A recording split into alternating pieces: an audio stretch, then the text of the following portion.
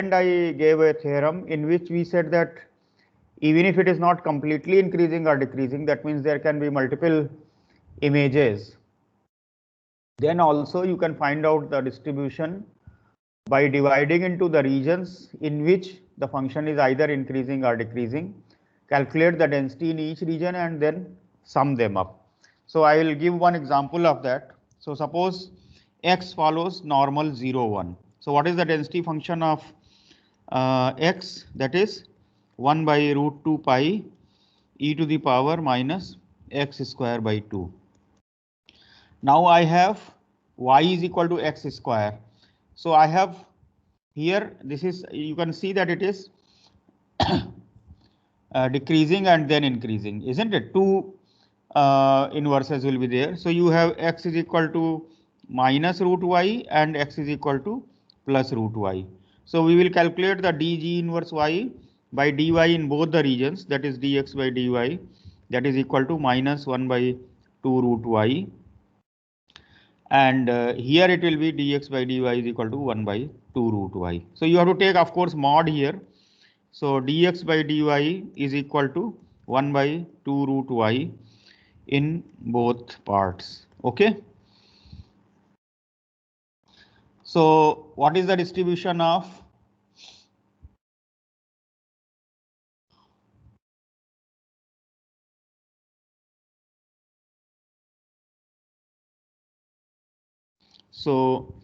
the PDF of y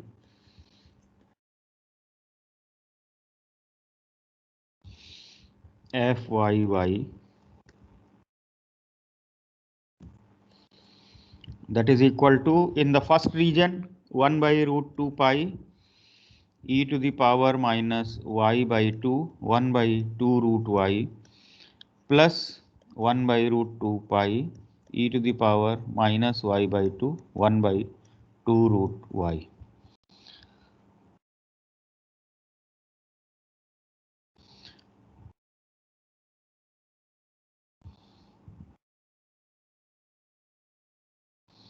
So this you can combine, it will become 1 by root 2 pi y e to the power minus y by 2. Of course, this is for y greater than 0. For y less than 0, this will become 0 because there is no inverse for y less than 0. Of course, equal to 0 you can include either here or here, it will not make any difference because it is a continuous distribution. Is that okay? Do you follow this calculation? If x follows normal 0, 1, then y, that is x square, it follows this distribution. And in fact, you can identify this. It is what? 1 by 2 to the power half gamma half y to the power 1 by 2 minus 1 e to the power minus y by 2, which is nothing but a gamma distribution with half, r is equal to half and lambda is also half. Okay. Which I already mentioned to you that the distributions in the continuous cases, they are all connected. I gave you one result, that is the probability integral transform. Is it okay? This example is clear? Okay. Now I move to another topic. We go to the several random variables. Okay. That is called jointly distributed random variables.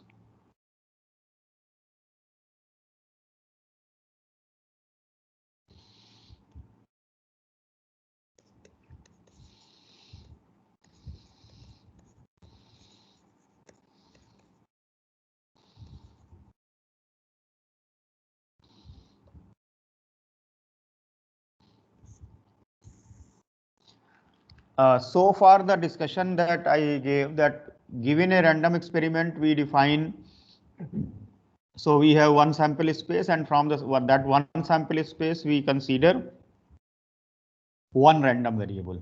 Okay. So for example, it could be blood pressure of a patient, it could be marks of the student in a test. It could be height of the person. It could be income of a employee and so on. However, many times what happens that we are making several measurements on the same object. In the same random experiment, there are several things are done. So for example, if somebody falls sick and he goes to a clinic, then they will measure his not only his temperature, they will measure his weight, they will measure his blood pressure, they may measure say oxygen level and so on, isn't it? So that means in place of one, see, it could be X1 could be body temperature, X2 could be say oxygen level. Nowadays, if you get a fever and you go to hospital, they will check oxygen level all the time. And then of course, your systolic blood pressure, X4 could be diastolic blood pressure, and maybe X5, they will take the pulse rate and so on. So for the same patient, you have now 5 observations, not one observation. And of course, each of them will vary depending upon their ranges, whatever is there. For example, blood pressure is measured in certain numbers, like you say 120 by 80, like systolic and diastolic. So the upper one ranges from say 110 to 140, and the lower one ranges from say 60 to 90 and so on. Similarly, the pulse rate, it may vary from say 65 to 110 or something like that. Oxygen level can be between 90 to 100, and if it is poor, then of course it can be much less also. Similarly, the ranges of, but overall what we are saying is that it has a distribution. Similarly, you can have say your X1 could be marks in course 1. Okay, you are doing say maybe 5 courses in a semester. So your marks or grades, for example, marks in course 2 and so on. Okay, say X6 is say marks in course 6. So the random variable here will denote for a particular student X1, X2, X6. So in general, you have X is equal to X1, X2, Xk. That is a function from omega to k dimensional Euclidean space. Okay, so this is a k dimensional random variable.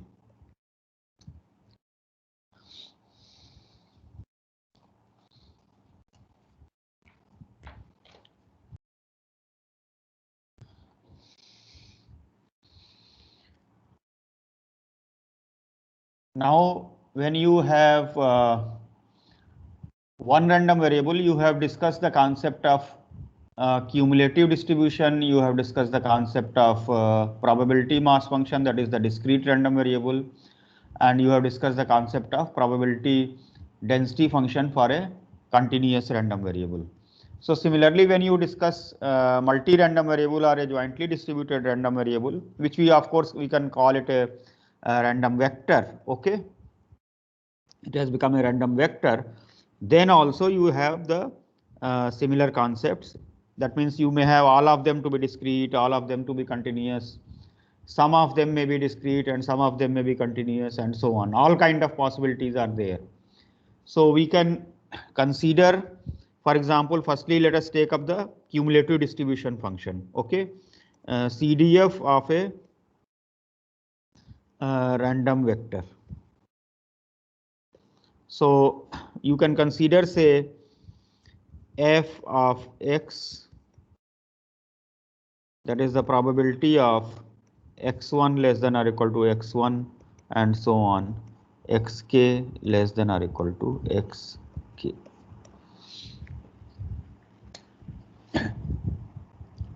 For convenience of teaching, let me take up the case of two-dimensional first, and then we will extend the ideas to k dimension. For explanation purpose, let us consider, let us first take the case k equal to 2. Okay, so if I take the case k equal to 2, let us consider say x, y. Okay, it is easy to talk about rather than x1, x2.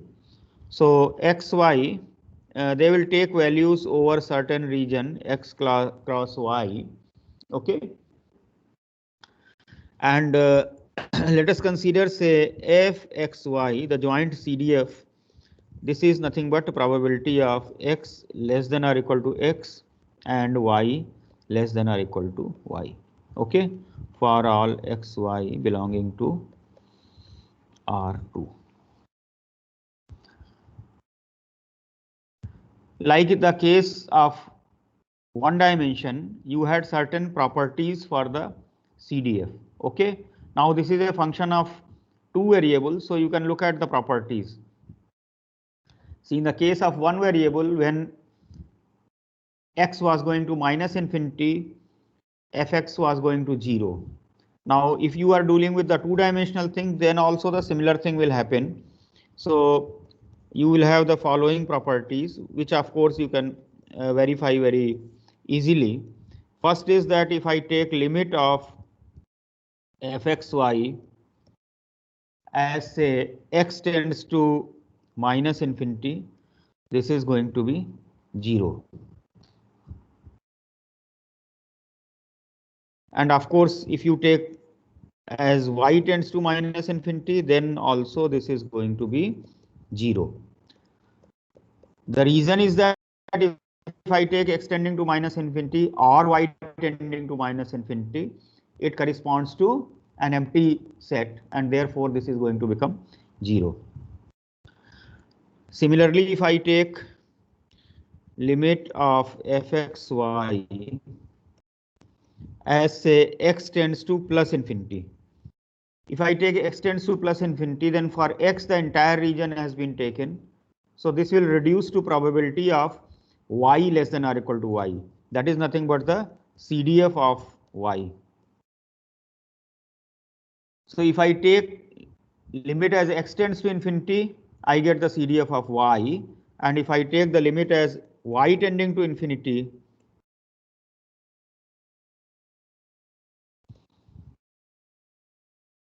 I will get the CDF of x. Then f is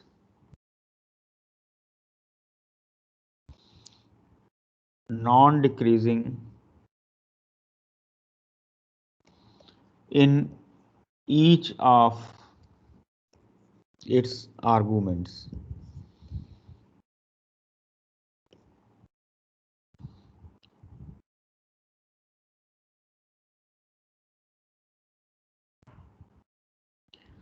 Then f is continuous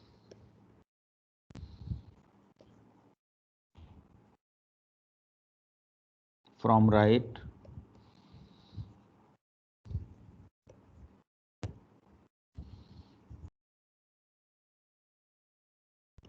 in each of the arguments.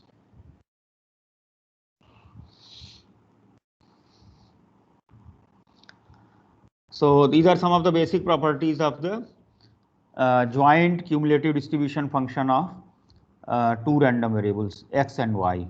Okay. So is it clear?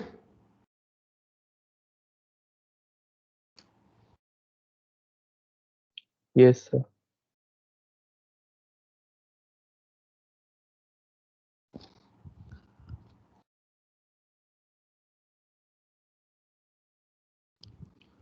Now let us consider the case when all of them can be discrete. Then you can have a joint probability mass function, and all of them are continuous. Then you can have a joint probability density function. So these two special cases let us consider. Of course, you can have various complex situations also, that x can be discrete, y can be continuous, and so on. So of course, for that purpose, the joint distribution function or the joint cumulative distribution function is good for describing the distribution. Okay, so let us consider discrete case.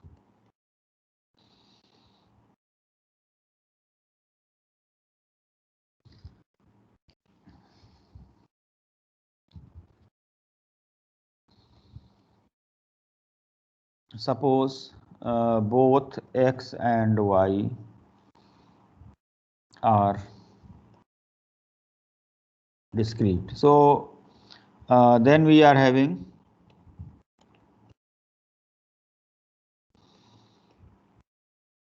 the joint probability mass function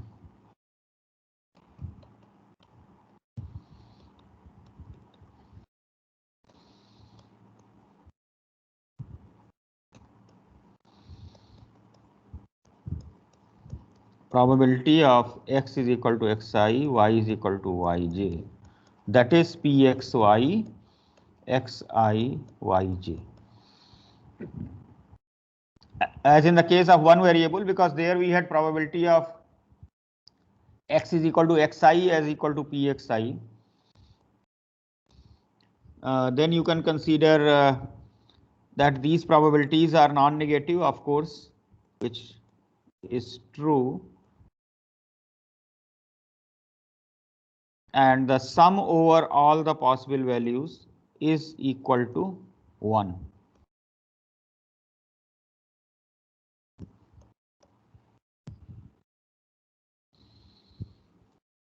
So let me explain through one example here.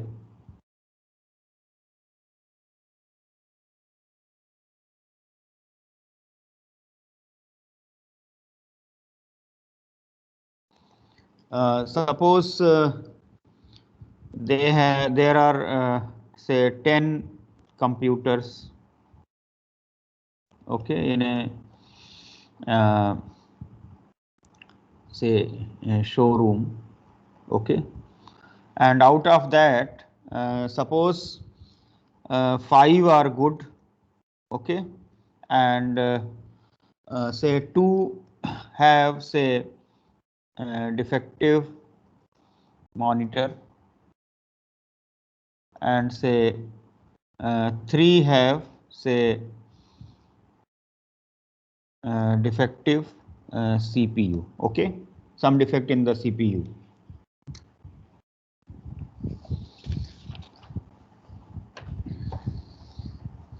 So suppose 2 computers are selected at random,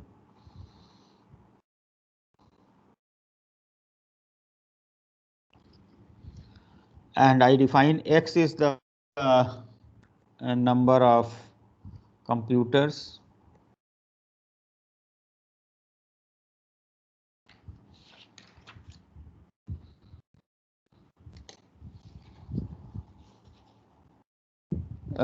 with defective monitor, and y is the number of computers with say defective CPU. Okay, so I just put DMDC. What is the probability distribution of xy? Okay.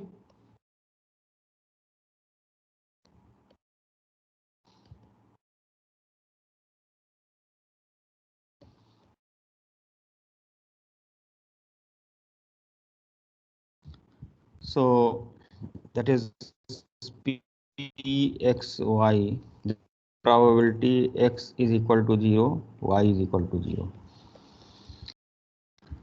It means that both computers are good ones, so that is 5C2 divided by 10C2. So of course you can simplify this. It becomes basically Let me just write it in common denominator so that it will be easy for us to verify. It is 2 by 9, but I am writing it as 10 by 45. Okay. Then let us look at, say, what is the probability that x is equal to 0, y is equal to 1. So that means 1 is good and 1 is selected with defective CPU. And how many of them were with defective CPU? We had 3 with defective CPU. So this is 3C1 divided by 10C2. So it is 1 by 3. Of course, I will write it as 15 by 45. Okay. So similarly, you can calculate the probabilities for 1, 0, 1, 1, 1, 2, and so on. So all the things can be calculated. So the PMF can be represented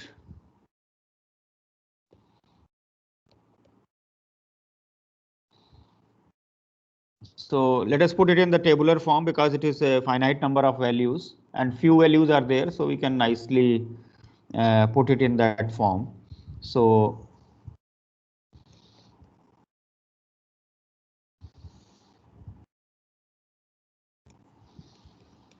x can take values 0, 1, 2, y can take values 0, 1, and 2.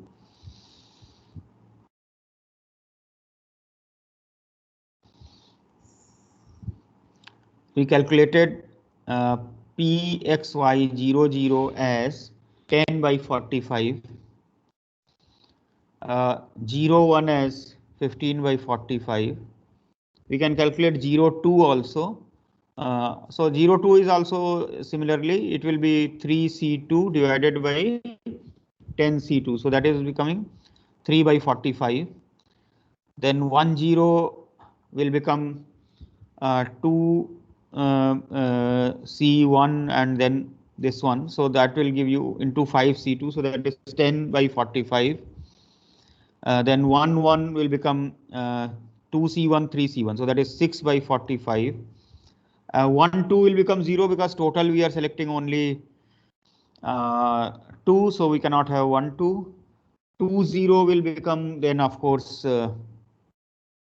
2C2, that is 1. So 1 by 45. And then 2, 1 and 2, 2 are not possible. So this is the joint probability distribution of XY. Okay. From here we can evaluate any probability which we require.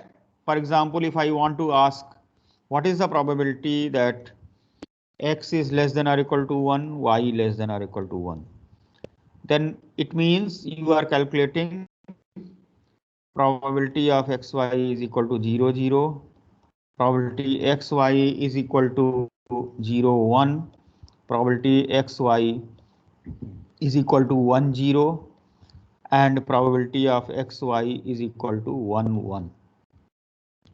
So this is equal to 10 by 45 plus 15 by 45 plus 10 by 45 plus 6 by 45. So that is equal to 41 by 40. So you can calculate any probabilities related to the joint distribution. Is it clear?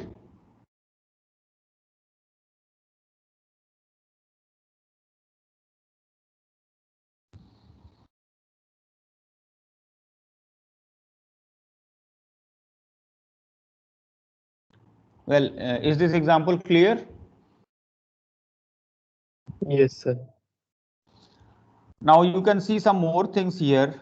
Suppose I add all the probabilities related to, say, x is equal to 0. That means x equal to 0, y is equal to 0, x equal to 0, y is equal to 1, x equal to 0, y is equal to 2.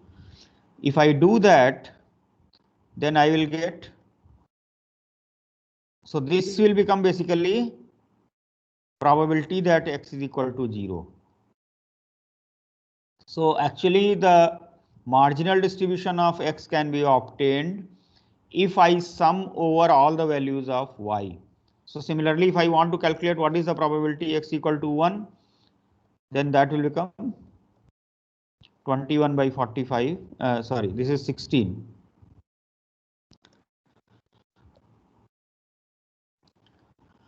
And what is the probability x equal to 2? That will become 1 by 45.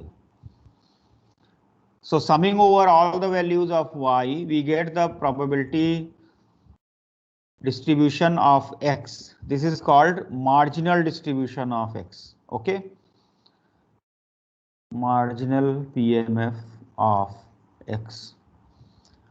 Similarly, if I sum over values of x, I will get the marginal distribution of y.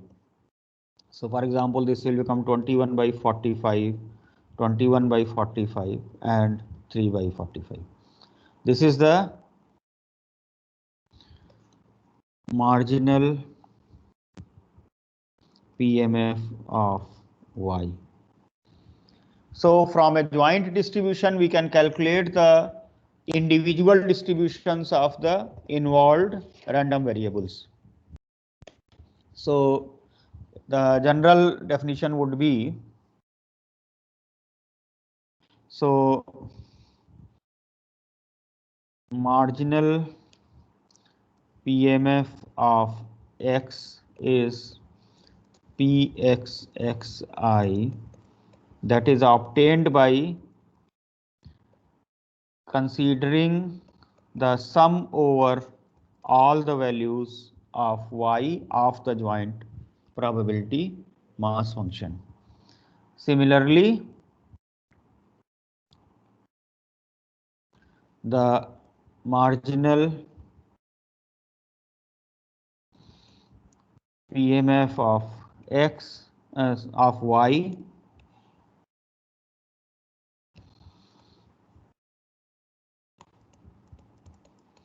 that is summation Pxy xiyj xi belonging to x.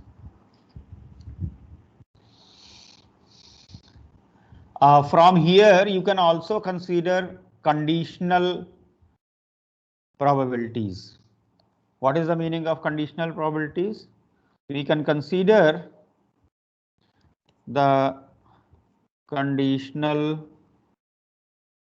probability mass function of x given that y is equal to yj. So that is, we will use the notation like this.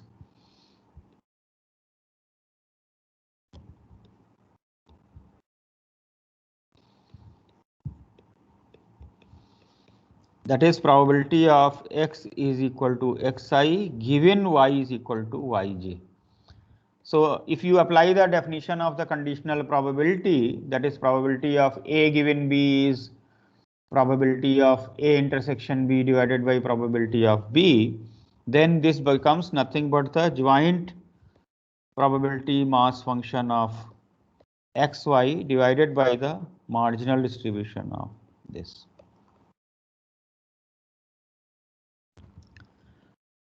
Similarly, you can calculate the conditional probability mass function of y given x is equal to xi.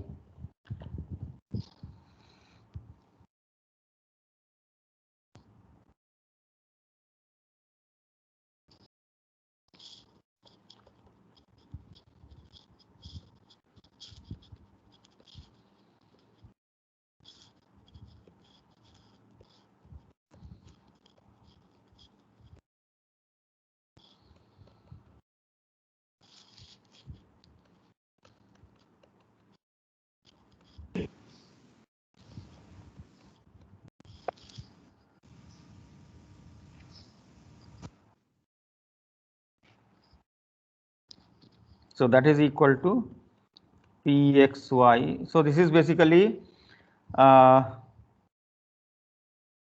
probability of y is equal to yj given x is equal to xi. So once again, if I apply the definition of the conditional probability, it becomes the joint at xi yj divided by the marginal distribution of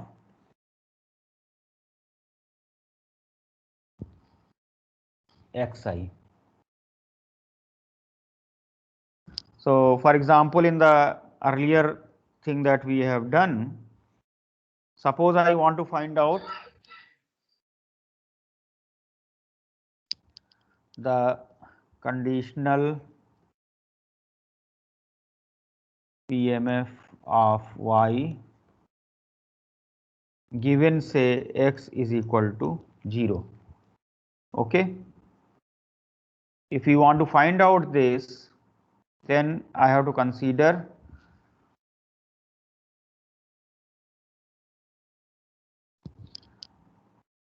say for example, or we can put here 0 given 0. So that is Pxy 0 0 divided by probability that x is equal to 0. So these values we have already calculated. It is 10 by 45 and this one was 28 by 45. So this becomes 10 by 28. Similarly, if I consider what is the probability y is equal to 1, then given that x equal to 0, that will become P xy 0 1 divided by P, that is 15 by 45 divided by 28 by 45. So that will become 15 by 28.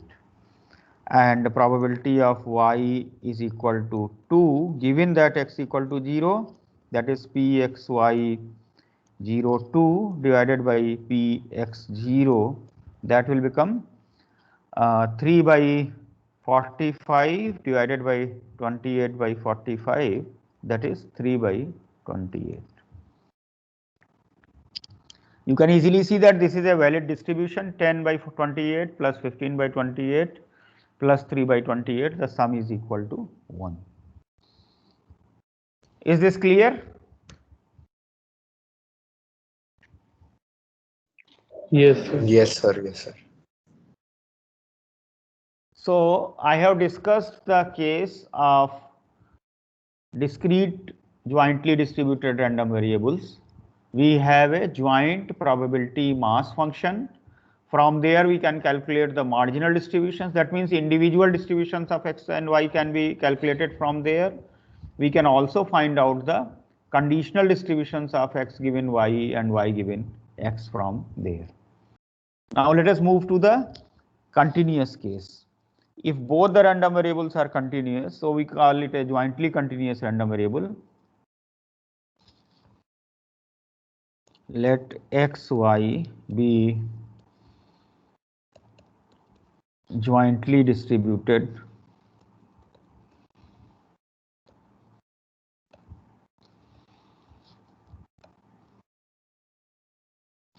continuous.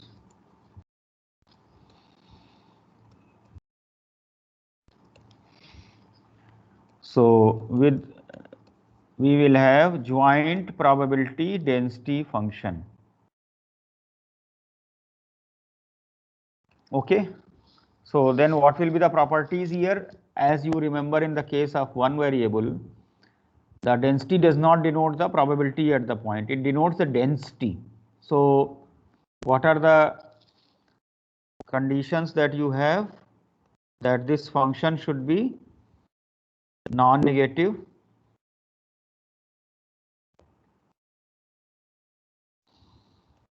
for all xy. Okay, density function is a non-negative function. Second is that the integral over the whole domain must be equal to 1. Of course, this integration can be done in any order, like I am writing dx dy, but if I write dy dx, then also this should be same. Okay.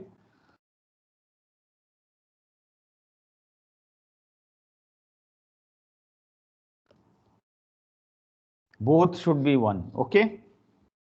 Both are equal.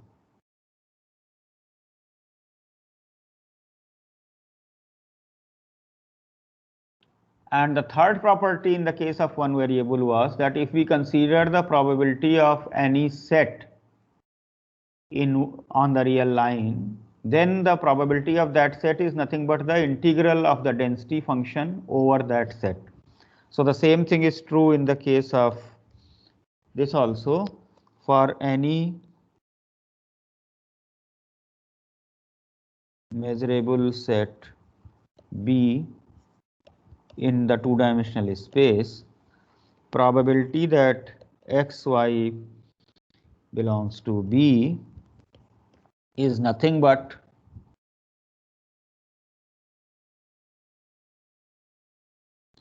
integral over B of the density function. And once again, I mean, the order is immaterial. You can have dy dx also.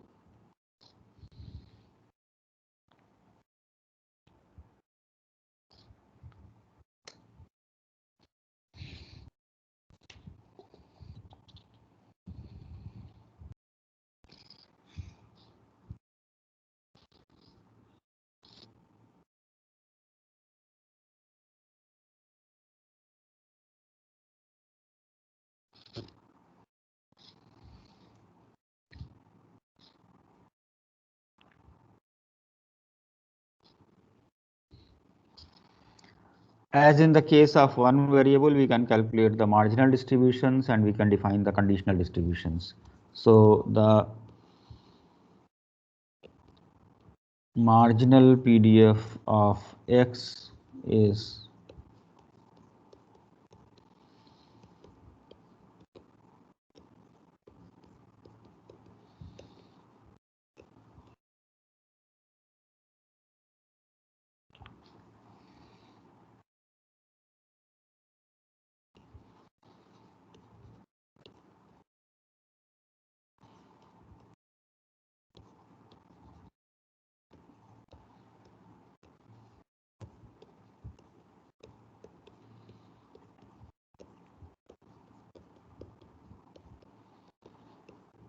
if you integrate with respect to x, then you will get the marginal of y.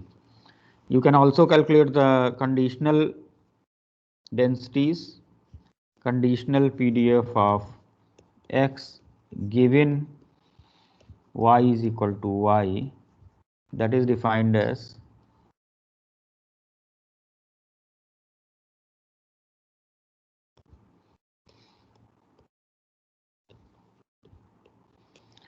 fx given y is equal to y, that is the joint of x and y divided by the marginal distribution of y. And similarly, the conditional distribution of y given x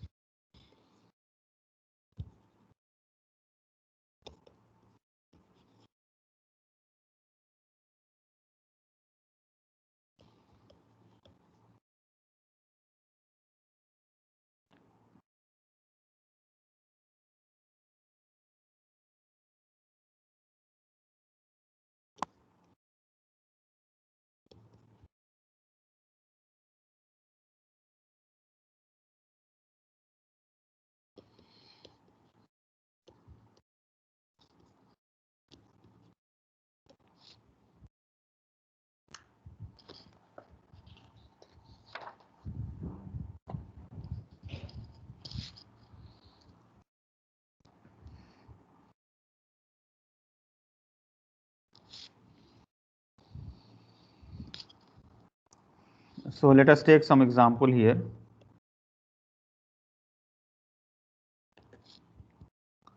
Let us consider, let x, y be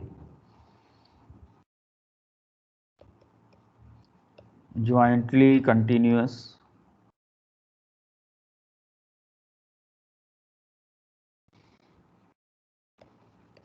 with the probability density function given by, say, 10xy square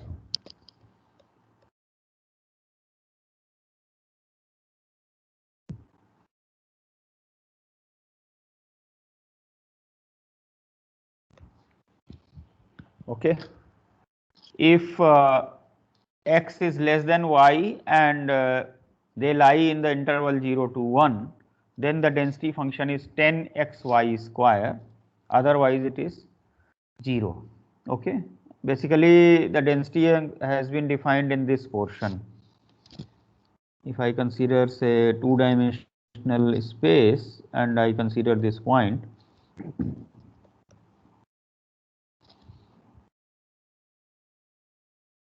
so x less than y, that is this region, this is the region of the density.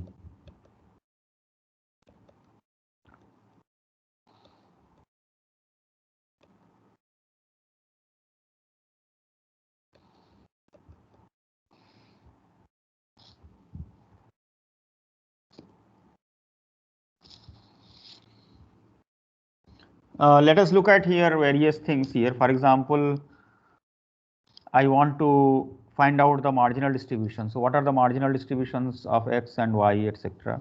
So the marginal PDF of x. So it is obtained by integrating the joint PDF with respect to y over the given region. So what is the range of y? Y is from x to 1. Okay. So if I integrate this,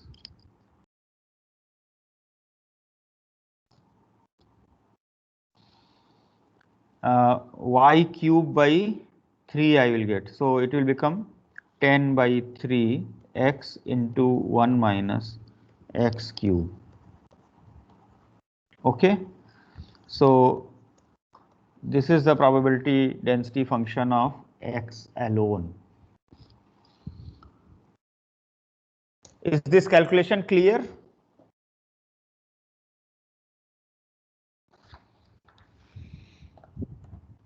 Yes, sir. In a similar way, you can calculate the probability density function of y also.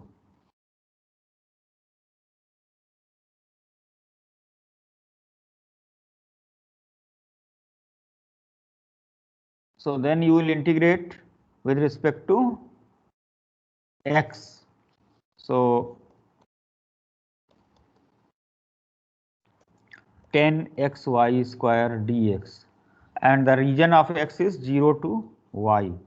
So that gives us x square by 2, so y square. So 5y to the power 4.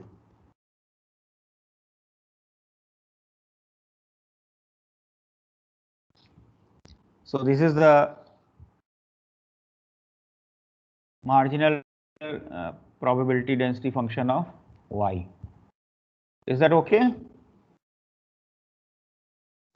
Yes, sir. Yes.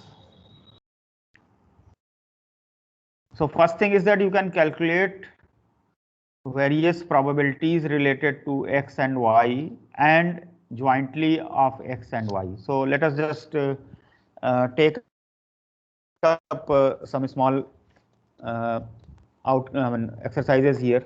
Suppose I ask the question, what is the probability? Okay, say probability x less than 1 by 4. Then this will be calculated from the density function of x integrated from 0 to 1 by 4. So that is 10 by 3 x into 1 minus x cube dx 0 to 1 by 4.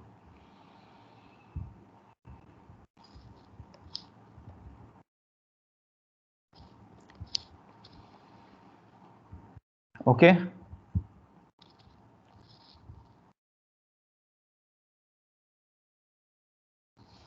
So of course this can be easily evaluated, 10 by 3 and then you have x square by 2. So that becomes 1 by 16, 1 by 32, and here you will get x to the power 4. So that is x to the power 5 by 5. So 1 by 5 and 4 to the power 5. So this of course you can evaluate easily.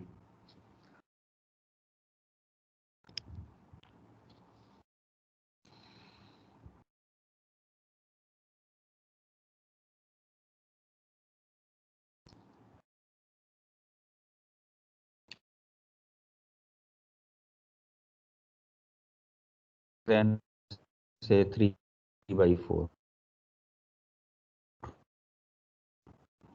That's the dy from 3 by 4. So that is y to the power 5. That is 1 minus 3 by 4 to the power 5. Okay. We can calculate joint probabilities also. Suppose I ask you, what is the probability of say x plus y less than half?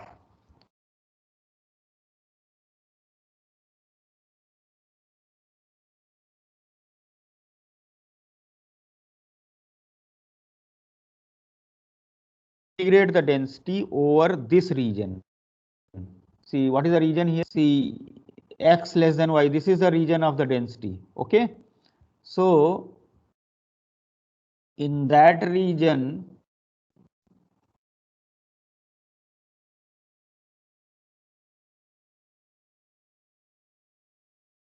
here I put x plus y less than half. So, what will be that? This will be this region. This is x plus y is equal to half, say. So, this is half 0. This is 0 half. This will be 1 by 4, 1 by 4. The density is in this part, so I will have effectively only this region. Okay, only this region will come. So this is integral of the density 10xy square, and you can again do either dx dy or dy dx. So let us put say dy dx x 0 less than x plus y less than half. This is the region. 10xy square. Suppose I integrate with respect to y first. So y is from this line to this line, that is x to this line is x plus y is equal to half. So this will become half minus x, and then x is from 0 to 1 by 4 dy dx.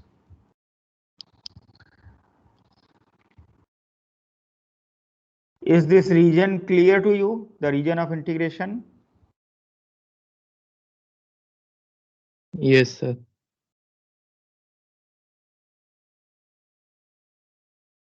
So this becomes then 10 by 3, 0 to 1 by 4. So y cube, that is half minus x cube minus x cube, and of course it is multiplied by x. Okay. And in the next step you can get the answer. So I am not writing down the full calculation here. You can do it.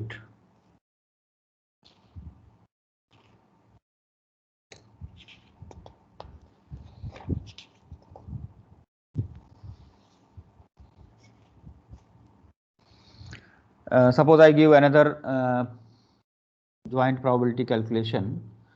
Suppose I say, what is the probability that x is between 0 and say half, and y is between say 1 by 4 and 3 by 4. Okay. So again you draw the region here, because you have to determine the region of integration. This is the actually region x less than y, because your density is in this part. Now if I say 0 less than x less than half, then you are here. So for x 0 to half, and then for y it is 1 by 4 to 3 by 4. So I draw this line, that is 1 by 4 and this is 3 by 4. So y is in this region and x is in this region. So basically this is the region now coming in. Okay. So you can see here the region of integration. If I split like this, I can get two parts here. Firstly, if I do with respect to x or with respect to y, accordingly we can determine. Okay, so either I can cut like this or I can cut like this. So let me do it like this. Okay. So this becomes 10xy square, and if I can do dx dy here, so then x is from 0 to 1/4 and y is from 1/4 to 3/4. That is this part. Okay, this particular part. And then if I look at this part, then in this part y is from x to 3/4 and x is from 1/4 to 1/2.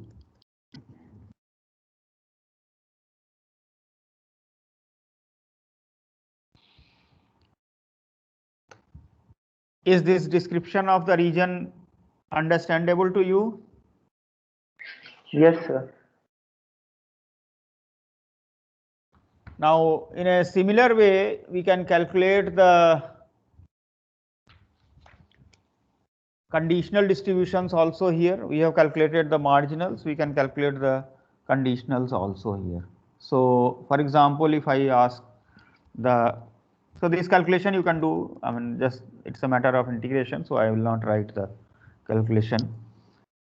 The conditional probability density function of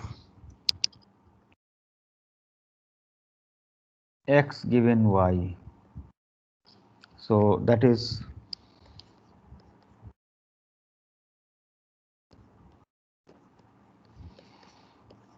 the joint distribution here of xy given y. So joint is 10xy square divided by 5y to the power 4. So that will become 2 x, so x, then y to the power 4. So okay, that will become y square in the denominator.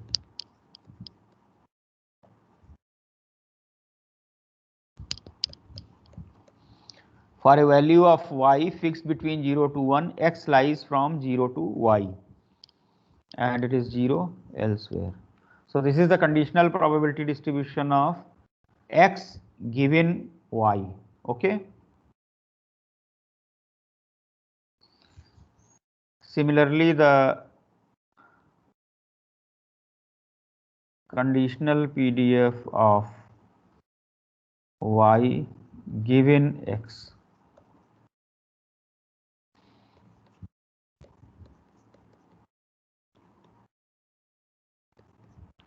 Again, that is 10 by 3, so that will become 3, and then x will get cancelled out, so you will get 3y square divided by 1 minus x cube, where y will lie between x and 1, where of course x is a number between 0 and 1. So this is the probability density function of y given x. Once again, you can calculate conditional probabilities also from here.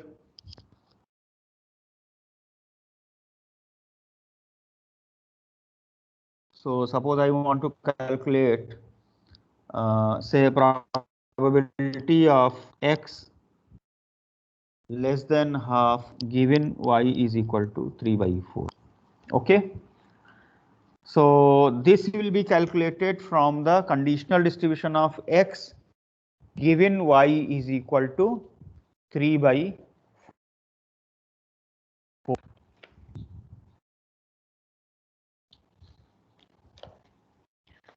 So you can write down here.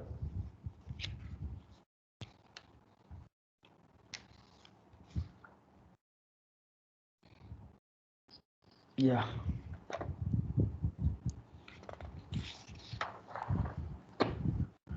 So find out the conditional distribution of x given y is equal to 3/4. So I have written the general expression of x given y is equal to y. Here you put y is equal to 3/4. So that will become 9/16. So that is becoming 32/9. So this distribution then becomes 32 by 9x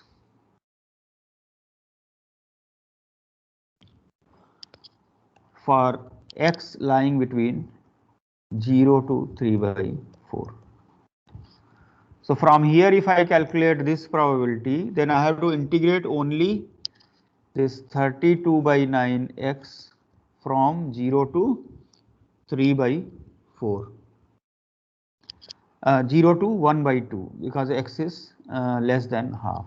So this integral, of course, you can easily evaluate.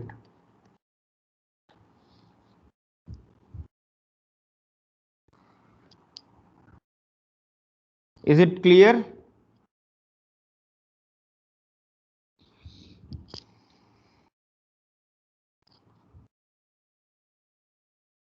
Yes, sir. Similarly, suppose I want to find out another probability, say y less than half given x is equal to say 1 by 4. Okay. So again, I will need the conditional distribution of y given x is equal to 1 by 4. So we have calculated the conditional distribution of y given x. The general form I have written y given x. This is the form. Here you put x equal to 1 by 4. If you put that, you will get, so fy given x is equal to 1 by 4.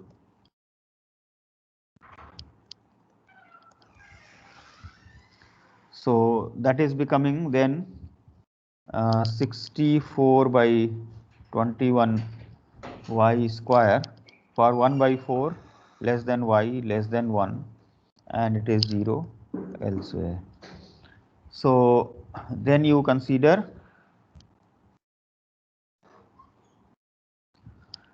probability y less than half given x is equal to 1 by 4. So that is integral of 64 by 21 y square from 1 by 4 to 1 by 2 dy. Of course, you can easily evaluate it. It is 1 by 9.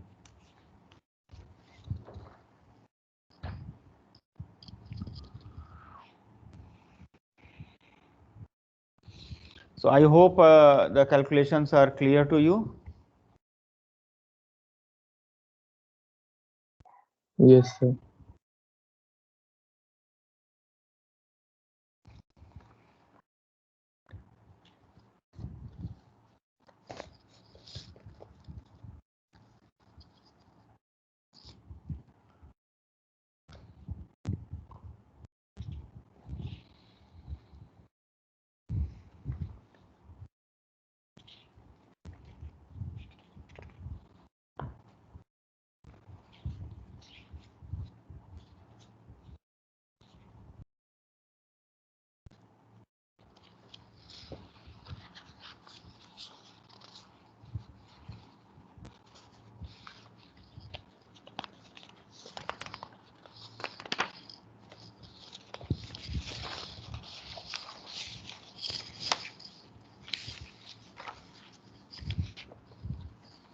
So we can break for 5 minutes and then we will start the joint movements and other things. Okay, so I will talk about it. So let us take a break for 5 minutes.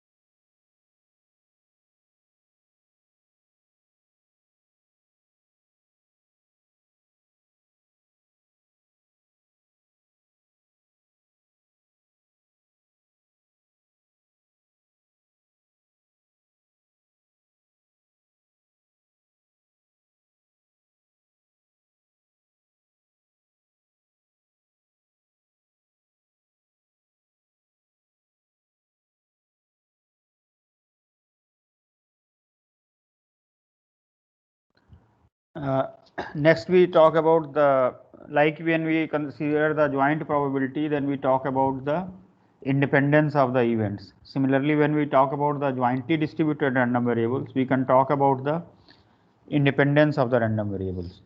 So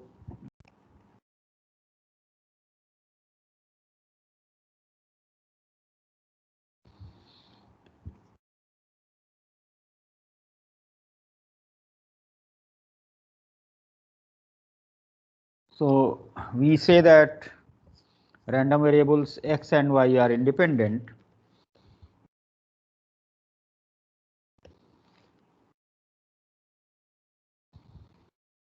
Random variables x and y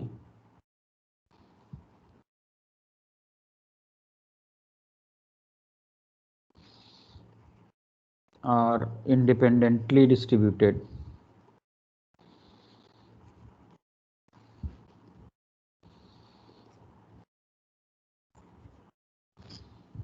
If the joint CDF will be equal to the product of the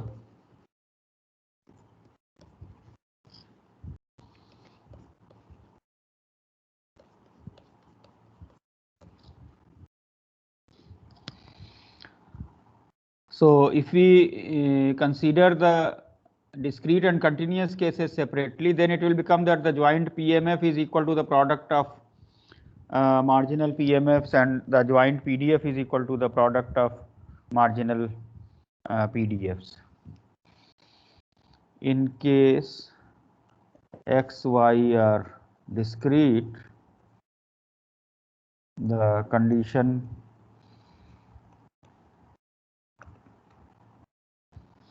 can be written as Pxy is equal to Pxxi Pyyj for all xi yj. Similarly, in case both are continuous,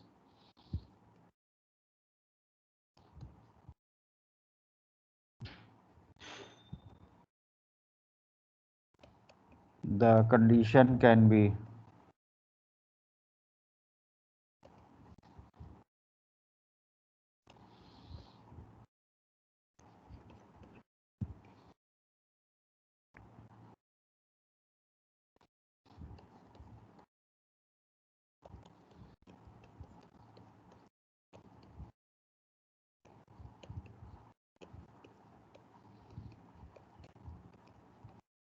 that the joint probability density function is equal to the product of the marginal probability density functions.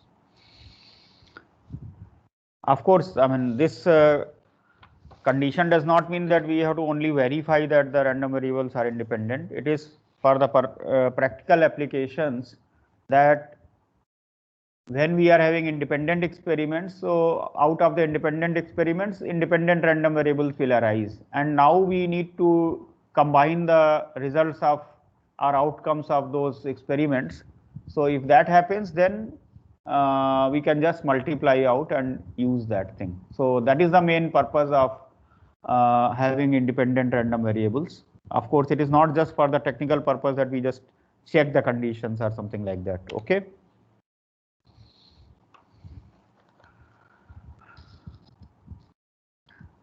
So let me just give you one or two very simple examples. So let us take a discrete case, say probability of that is equal to say 1/4. 1, 0 is 1/4.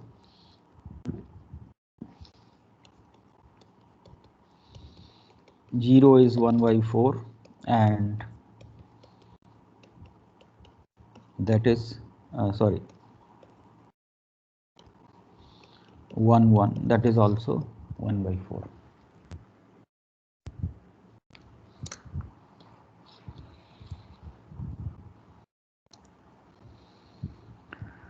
So if I calculate the marginal distribution, Px0 is half, Px1 is half, and similarly if I consider Py0, that is half, and Py1 is half.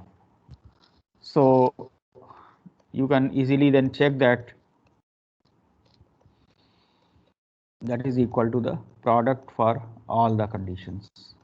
Okay, for all values of x and y, this will be true. So here x and y are independently distributed random variables.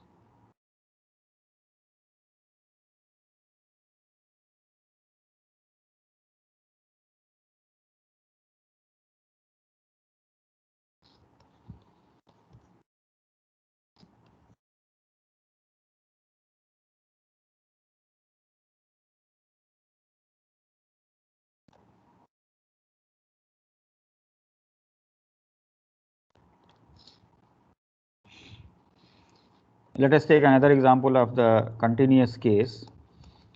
Suppose I say this is say e to the power minus 2y, and I put 0 less than x less than 2 and y greater than 0. Okay.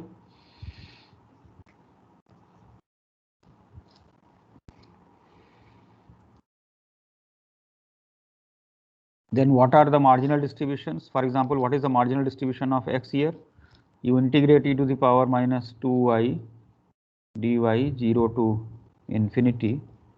So you will get half here.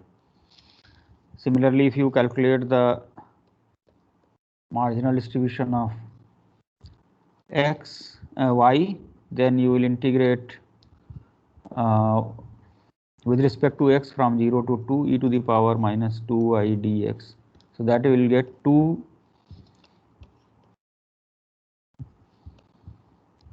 e to the power minus 2y for y greater than 0.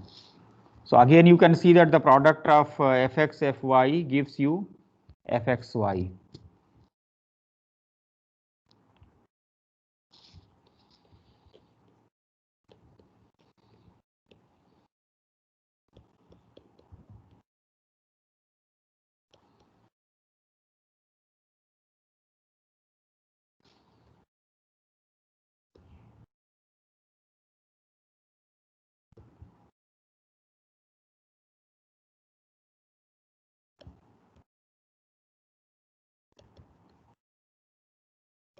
So you can see that x and y are independently distributed here.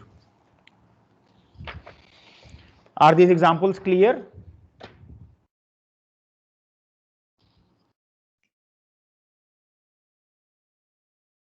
Is this concept clear of independence of random variables? Yes, sir. Now I talk about the joint moments. Okay, so we have the concept of expectation in the case of one variable. We defined expectation of gx as sigma of gxi probability of x equal to xi or integral gx fx dx.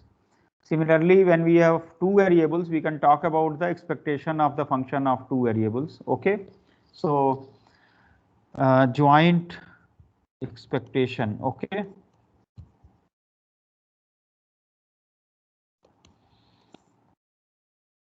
So if I have g a function of xy, okay, so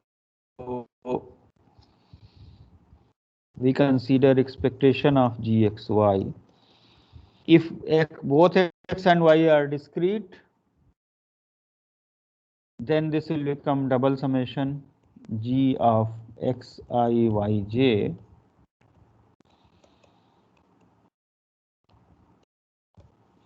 the sum is over all xi yj, and if it is continuous, then it will become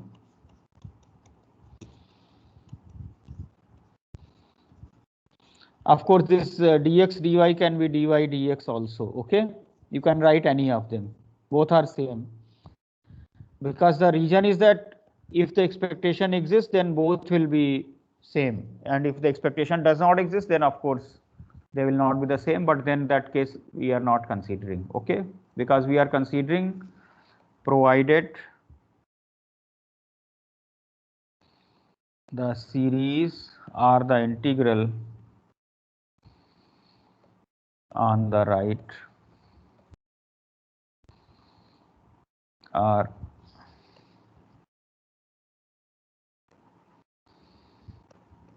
absolutely convergent.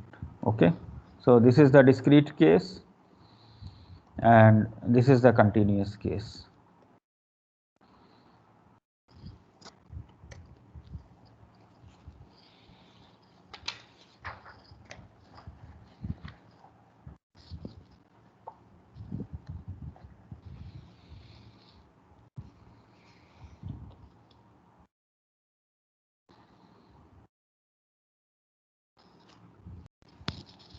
So then we can talk about the product moments.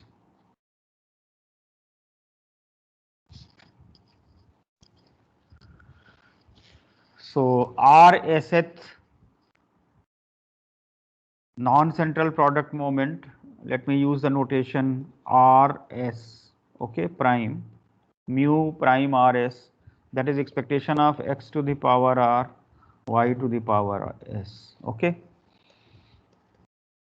RSth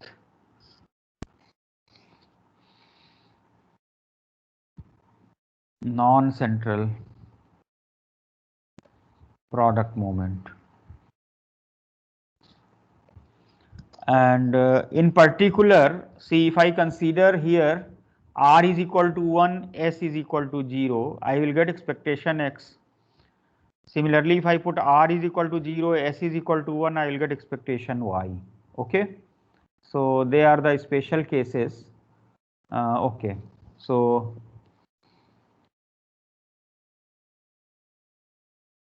that is mu 1 0 prime, that is expectation of x. We generally write it as mu x also, and mu 0 1 prime, that is expectation of y, and we also have mu 1 1 prime, that is the first product moment, expectation xy. We sometimes write it as mu xy. Okay,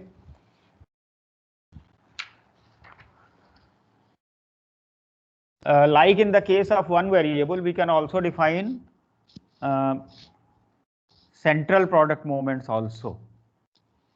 So are these definitions clear?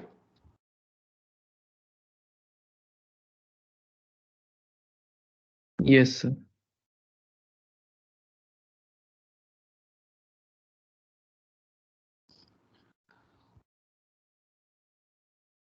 Mu rs, that is expectation of x minus mu x to the power r into y minus mu y to the power s.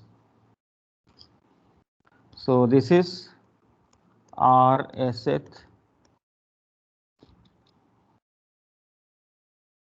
central product moment.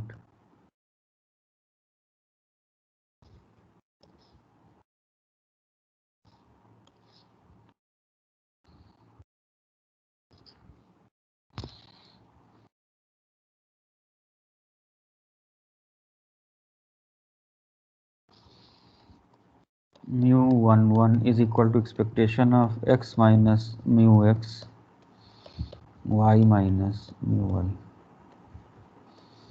This is called covariance between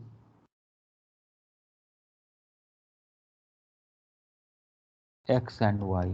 Okay, so the first central product moment, that is called the covariance between x and y. Why the name covariance? If you remember, expectation of x minus mu x square, that was the variance, so that will be variance of x. If I consider expectation of y minus mu y square, that will become the variance of y. That means what is the variability of x with respect to its mean? what is the variability of y with respect to its mean. So now if I am considering x minus mu x into y minus mu y, it means what is the relative variation of x with respect to y. That means whether f(x) more values of x are bigger than mu x, whether the more values of y are bigger than mu y or less. So it is relative variation of x and y with respect to their means. That is why it is called covariance between x and y. Is that clear?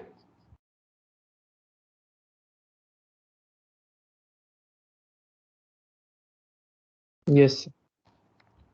So what we can look at, we can have some simplified expressions also. If I expand it, I will get x y minus x mu y minus mu x y minus plus mu x mu y. That is expectation of x y minus mu x mu y minus mu x mu y plus mu x mu y. So this cancels out.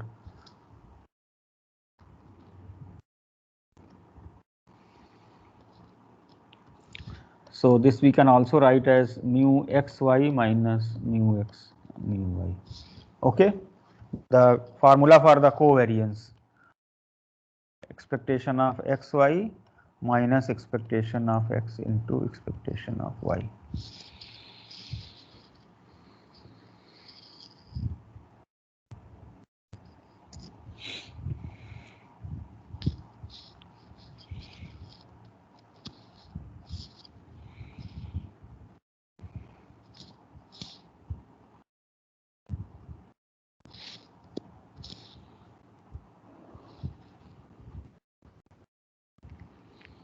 Is it clear?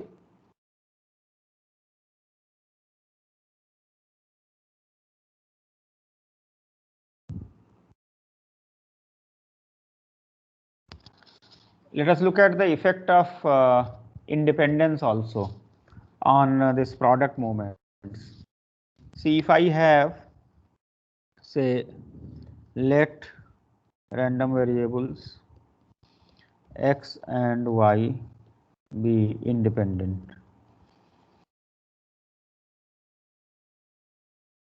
Okay.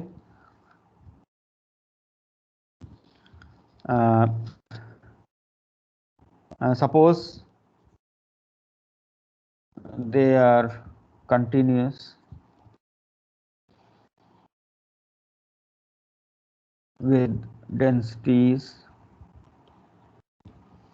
f and fy respectively. Then let us consider, say, expectation of x to the power r, y to the power s. X to the power r, y to the power s, fxy dx dy.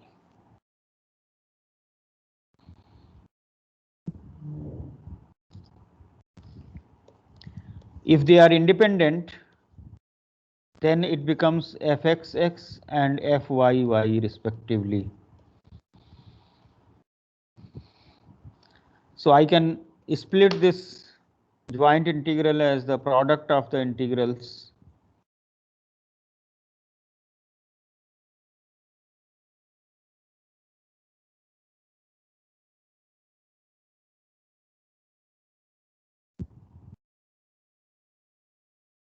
which is nothing but expectation of x to the power r into expectation of y to the power s. What does it mean? It means the expectation of a product is equal to product of the expectations if the random variables are independent. Is it clear? Yes, sir. The similar proof you can write for the discrete case also. So I am not writing that thing because there the joint summation will become product of the individual summations. Okay. So in particular,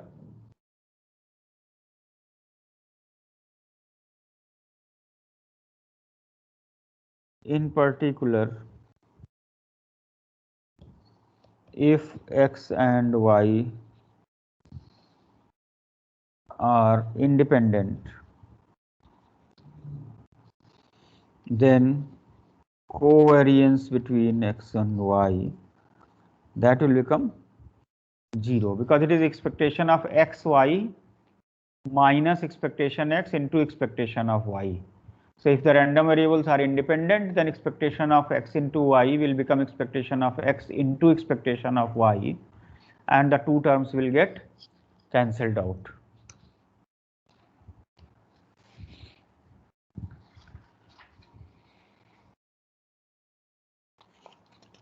So is that clear?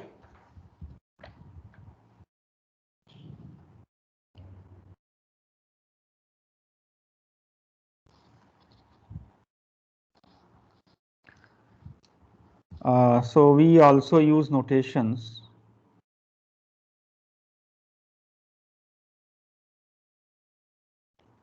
See, sigma x square as the variance of x, sigma y square as the variance of y, and sigma xy as the covariance between x and y. Okay.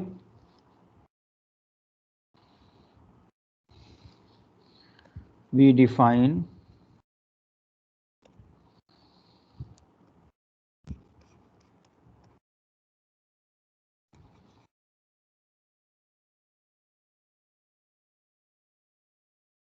coefficient of correlation as, okay, the correlation between x and y. Okay.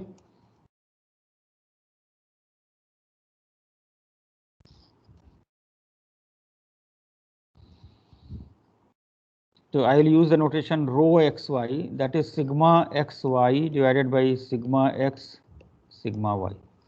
That is the covariance divided by the standard deviations.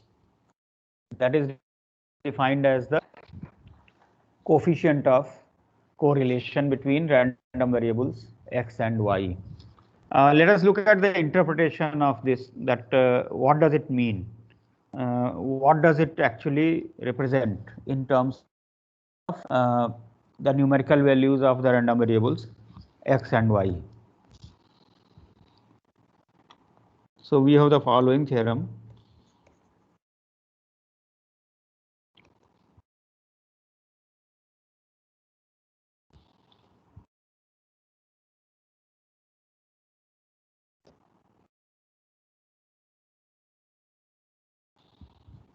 For any jointly distributed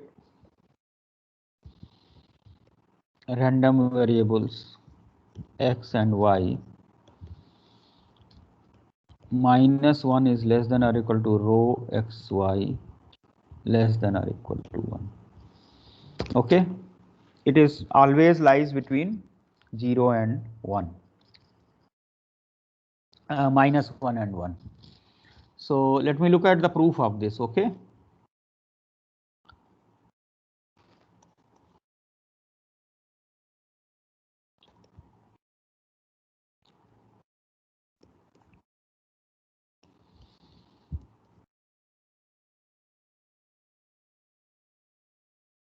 Let me define random variable u as a standardized form of x, that is, we subtract the mean and divide by the standard deviation.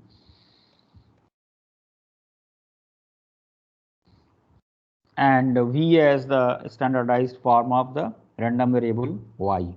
Okay. Then first of all, let us look at the interpretation of all these quantities. So what is expectation of u?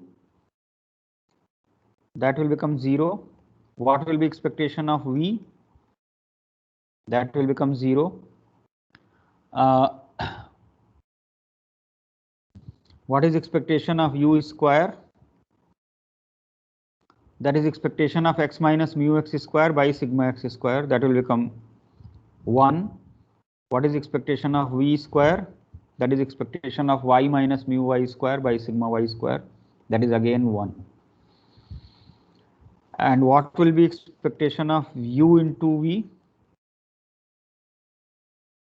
That is expectation of x minus mu x into y minus mu y divided by sigma x sigma y.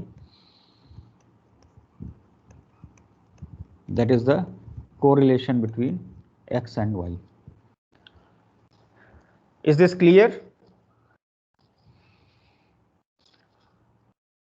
If we use the random variables u and v, then these expressions are okay. Yes, sir. Now let us consider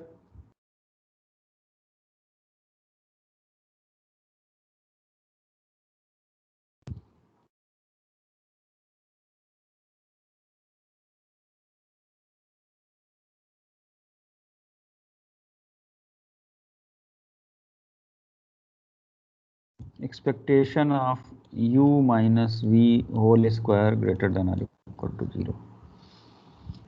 See, u minus v whole square is a non-negative quantity, so its expectation will be non-negative. So this means expectation of u square plus expectation of v square minus twice expectation of uv is greater than or equal to 0. I have expanded u minus v whole square as u square plus v square minus twice uv, and expectation of u square and expectation of v square is 1. So this will become that 2 minus 2 expectation uv is greater than or equal to 0. It means expectation of uv is less than or equal to 1.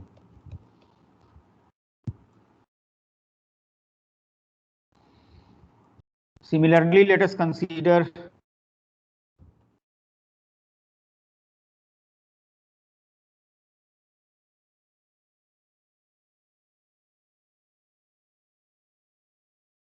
expectation of u plus v square is greater than or equal to 0. Okay, one I am considering expectation of u minus v square is greater than or equal to 0, and another one is expectation of u plus v square is greater than or equal to 0. So again, this will imply that expectation of u square plus expectation of v square plus twice expectation of uv is greater than or equal to 0. And I substitute u, expectation of u square is 1 and expectation of v square is equal to 1. So that will give me expectation of uv greater than or equal to minus 1. And expectation of uv is nothing but covariance between correlation between x and y. So this means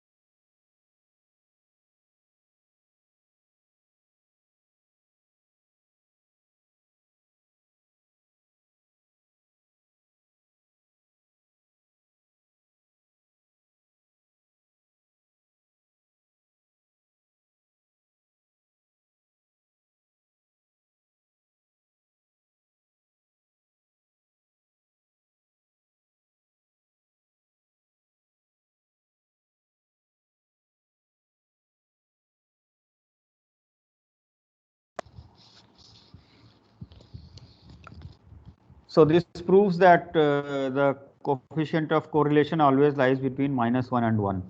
So to get more clarity about the role of this coefficient of correlation, let us look at the extreme cases. Okay, one thing that we can see that if we have expectation of u minus v square is equal to 0, that will give me rho xy is equal to 1, isn't it? So, but what does this mean that u minus v whole square expectation is equal to 0?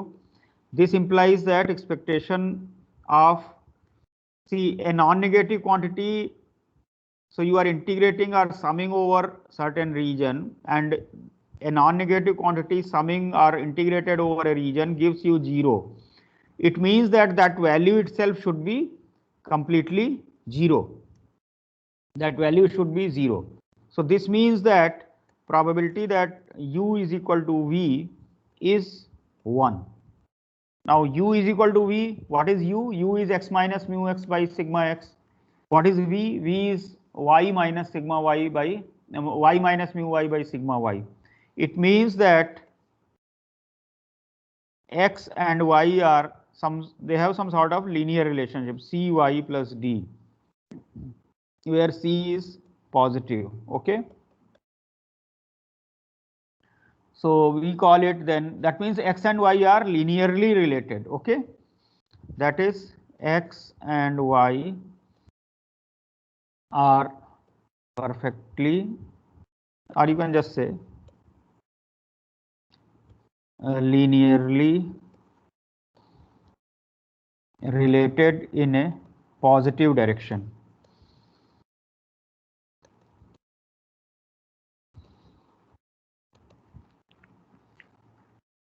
Okay, so rho xy is equal to 1. It is corresponding to a perfect positive linear relationship. Similarly, if you look at the left hand inequality, so when is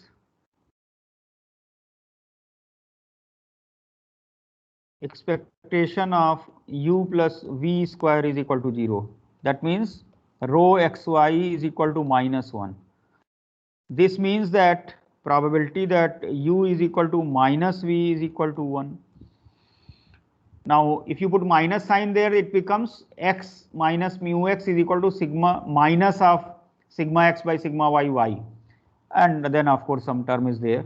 So it means that probability that x is equal to cy plus d, where c is a negative number, that is 1.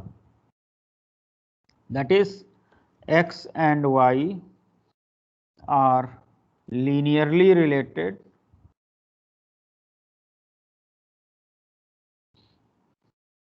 okay in a negative direction.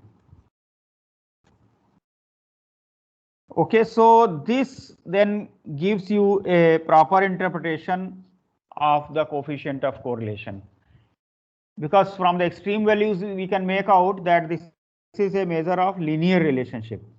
Okay.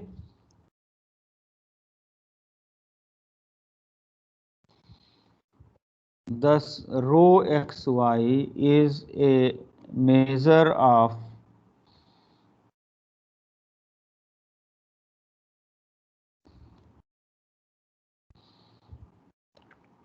linear relationship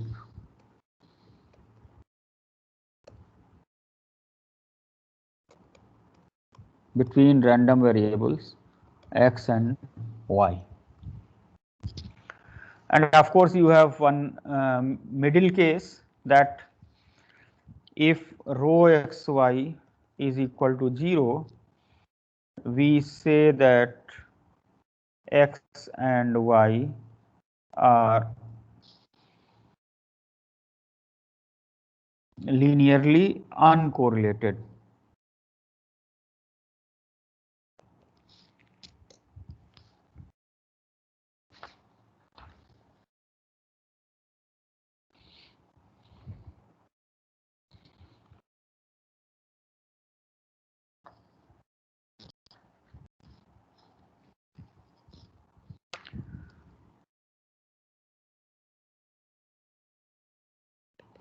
if x and y are independent, then rho xy is equal to 0.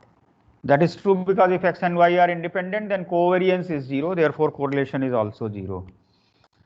But the converse is not true.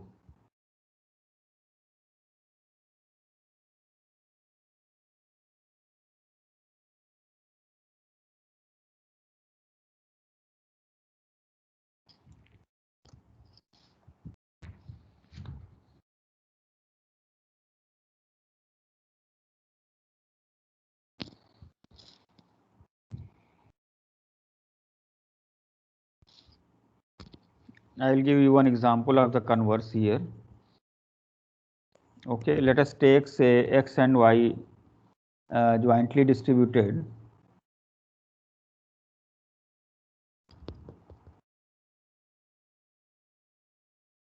Let us put, say, x here and y here, and suppose x is taking two values 0 and 1, y is taking three values -1, 0 and 1. Suppose this probability is 0, this is 1 by 3, this is 0, and suppose this is 1 by 3, this is 0, this is 1 by 3. Okay, so what are the marginal distributions of x?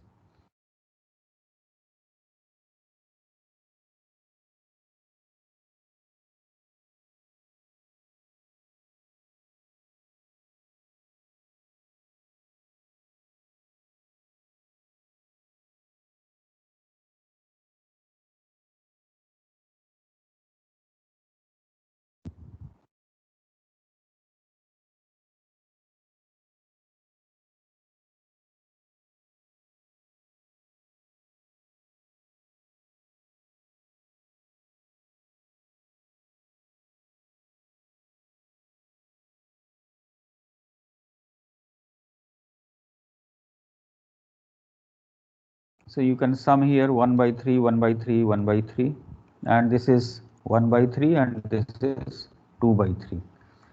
So you can easily check here what is the expectation of x.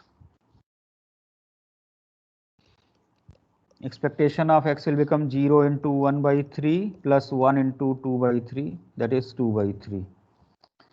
What is expectation of y? Expectation of y will become -1 into 1 by 3 plus 0 into 1 by 3 plus 1 into 1 by 3, that is 0. What is expectation of x into y? So expectation of x into y. So you look at all the combinations, 0 into -1 into 0 plus 0 into 0 into 1 by 3 plus 0 into 1 into 0 plus 1 into -1 into 1 by 3 plus 1 into 0 into 1 by 3 plus 1 into 1 into 1 by 3. This is 0, of course. This is 0. So this is, of course, then if you add up, this is again 0. So here mu xy is 0, then you are getting mu x mu y is also 0. So you are getting the coefficient of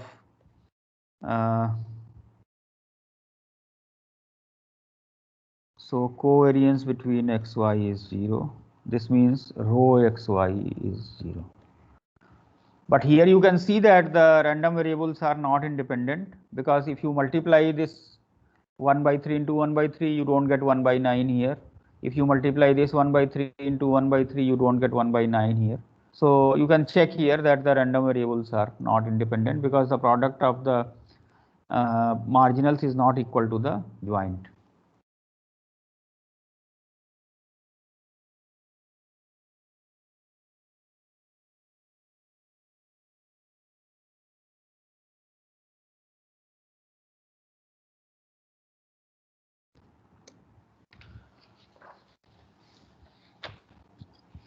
Is it clear?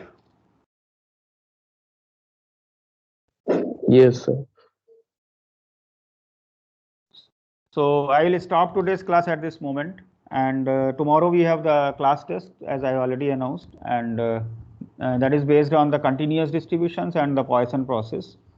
So that we will have, and in the next class I will continue bivariate normal distribution, and then the functions of the joint random variables and the sampling distributions. Okay.